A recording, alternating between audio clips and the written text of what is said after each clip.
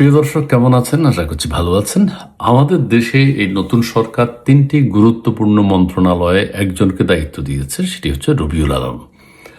তার মন্ত্রণালয়ের মধ্যে রয়েছে সড়ক যোগাযোগ ও সেতু মন্ত্রণালয়, রেল পরিবহন মন্ত্রণালয় এবং নৌ পরিবহন মন্ত্রণালয়। তিনটাই খুবই গুরুত্বপূর্ণ। তো সড়ক পরিবহন মন্ত্রণালয়ে তিনি যখন কথা বলছিলেন, সেই কথার ফাঁকে তিনি বলেছেন চাঁদা কি। একটা হলো সমঝোতার ভিত্তিতে চাঁদা, আরেকটা হইল জোর করে চাঁদা। হ্যাঁ, আমরাও নিন্দা জানিয়েছি, সারা দেশব্যাপী নিন্দার ঝড় বয়েছে, বিরোধী দলও একবারে নিন্দা করে যাচ্ছে। এখন মন্ত্রী মহোদয়ের উচিত এটার একটা ব্যাখ্যা দেয়া। তবে তার আগে আমি সমঝোতার ভিত্তিতে চাঁদা কোনটা সেটার একটা ব্যাখ্যা দিতে চাই। আমি পরিবহন মালিক এবং শ্রমিক মালিক যারা আছে, শ্রমিক ফেডারেশন কল্যাণ সমিতির যিনি প্রধান, তাদের সাথে কথা বলেছি। এই দুইটার মধ্যে কিন্তু পার্থক্য আছে, এটা আমরা বুঝি নেই অনেকেই।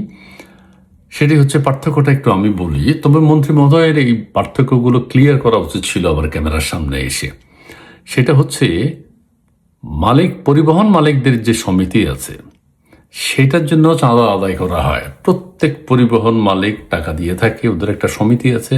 যে কোনো বিপদে বা উন্নত চিকিৎসার প্রয়োজন হলে বা জটিল কোনো রোগে আক্রান্ত হলে কেউ বা মালিকদের কোনো পক্ষকে যদি সহযোগিতা করতে হয়, তখন ওই মালিক পরিবহন কল্যাণ সমিতি যেটা আছে সেটা থেকে সহযোগিতা করা হয়। সেই চাঁদাটা কিন্তু সমঝোতার ভিত্তিতেই হয়, যে আপনার এত ওদের 20টা ট্রাক আছে বা 30টা বাস আছে, তারা কিন্তু সেই হারে চাঁদা দিয়ে থাকেন।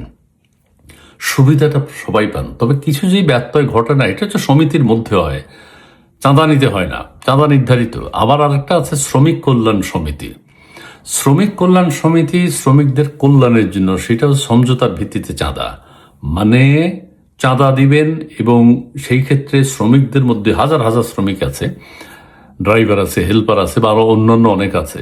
তাদের যখন কোনো সমস্যা হয়, তারা যখন কোনো জটিল রোগে আক্রান্ত হন, তাদের পরিবারে যখন কোনো ক্রাইসিস দেখা যায়, বেকারত্ব দেখা দেয়, তখন ওই কল্যাণ সমিতি থেকে তাদেরকে সহযোগিতা করা হয়।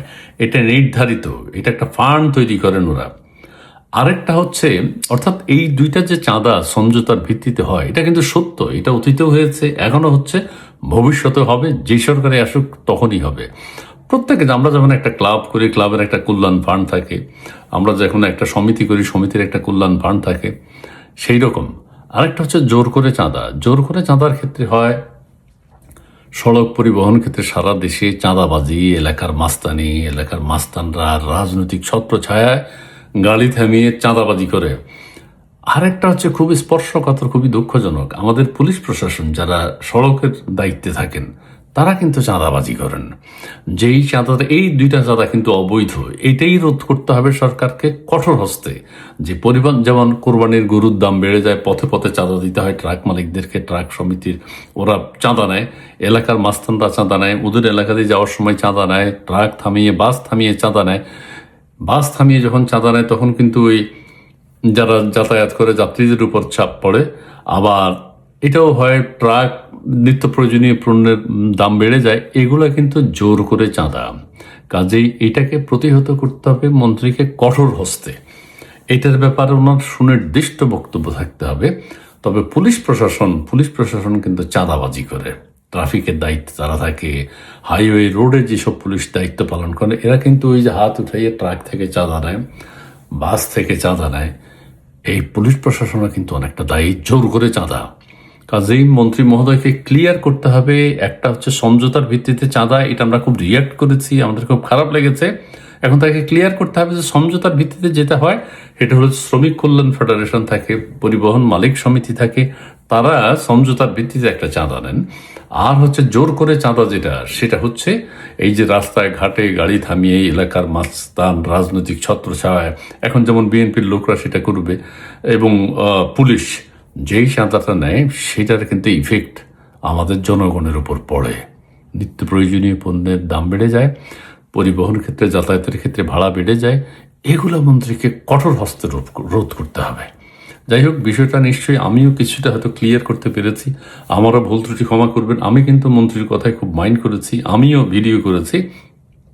যেটা কিসের চাঁদা, সমঝোতার ভিত্তিতে চাঁদা।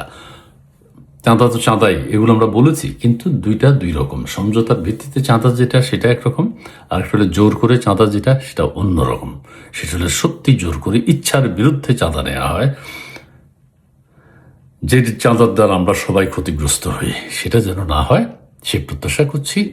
আর মন্ত্রী মহোদয়ের বিরুদ্ধে নানান কথা আছে, উনি নাকি খুনের মামলার আসামি, নানান বক্তব্য আছে। ওনাকে কেন 3টা গুরুত্বপূর্ণ মন্ত্রণালয় দেয়া হলো, সেগুলো কতটুকু সত্য কিন্তু আমরা দেখেছি একটা হত্যাকাণ্ডের সাথে তিনি জড়িত আছেন। সেটা কতটুকু সত্য সেটা বিচার বিবেচনা করে যাচাই করা উচিত। যদি তিনি আসামি হন, অবশ্যই তার মন্ত্রিত্ব থাকা উচিত নয়। আর দ্বিতীয় কথা হলো, যদি তিনি আসামি না হন, অপরাধী না হন, তাহলেও একজনকে গুরুত্বপূর্ণ 3টা মন্ত্রণালয় দেয়া, এটা খুব একটা ভালো কাজ হয়নি। এখানে 3জন মন্ত্রী হতে পারতেন, অথবা 2জন হতে পারতেন, বা প্রত্যেক সেক্টরে আবার প্রতিমন্ত্রী থাকা উচিত ছিল। কিন্তু সম্ভবত 3টা মন্ত্রণালয়ের প্রতিমন্ত্রী নেই। যাই হোক, সরকার নিশ্চয়ই সেটি চিন্তা করবে। আমার বক্তব্য আমি যতটুকু বুঝেছি আমি উপস্থাপন করলাম। ধন্যবাদ।